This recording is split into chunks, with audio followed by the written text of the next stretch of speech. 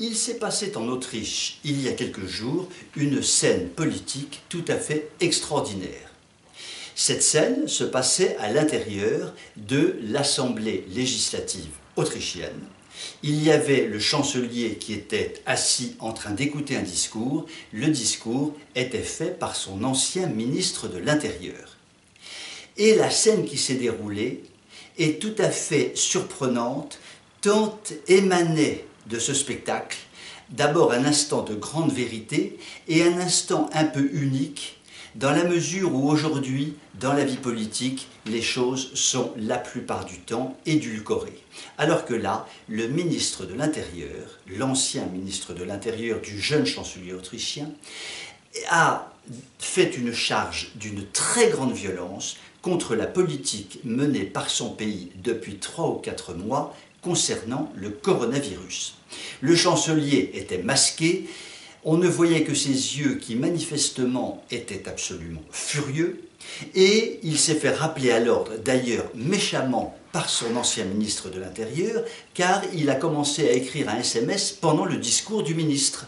Et le ministre l'a interpellé en parlant de politesse et qu'il fallait quand même écouter dans une assemblée ce que l'on avait à dire. Et donc le chancelier s'est fait vertement remettre en place. Indépendamment de ce problème de forme, entre guillemets, sur le fond, la charge du ministre a été effectivement d'une très grande violence.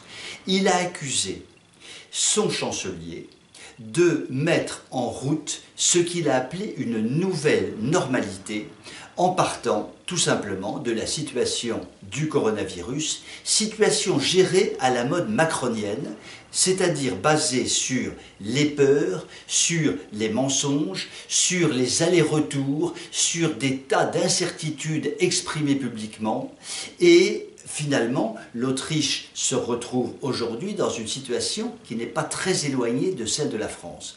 Et le ministre a fait une comparaison implacable entre la Suède, qui a fait exactement l'inverse de ce qu'a fait l'Autriche et qui s'en porte extraordinairement bien aujourd'hui, et l'Autriche qui a fait l'inverse de ce qu'a fait avec succès la Suède et qui s'en porte extraordinairement mal aujourd'hui.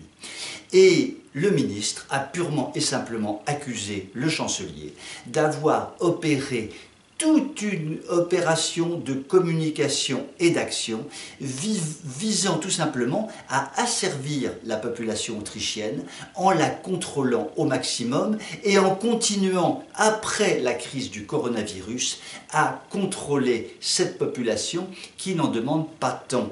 C'est ce que le ministre appelait la nouvelle façon de gérer la politique, la nouvelle façon de gérer la population, cette fameuse nouvelle normalité. Et en réalité, le ministre ne demandait qu'une chose, c'est que l'on revienne à l'ancienne normalité qui était infiniment préférable à celle proposée par le jeune chancelier autrichien, par ailleurs coqueluche des médias et du système politico-médiatique européen et même mondial, parce qu'il est jeune, parce qu'il est beau, parce qu'il est macronien, parce qu'il est mondialiste finalement, et qu'il avance très masqué, car il a été élu plutôt sur un programme conservateur et national que sur un programme européiste. Nous avons là tous les ingrédients de la macronitude au niveau de l'Autriche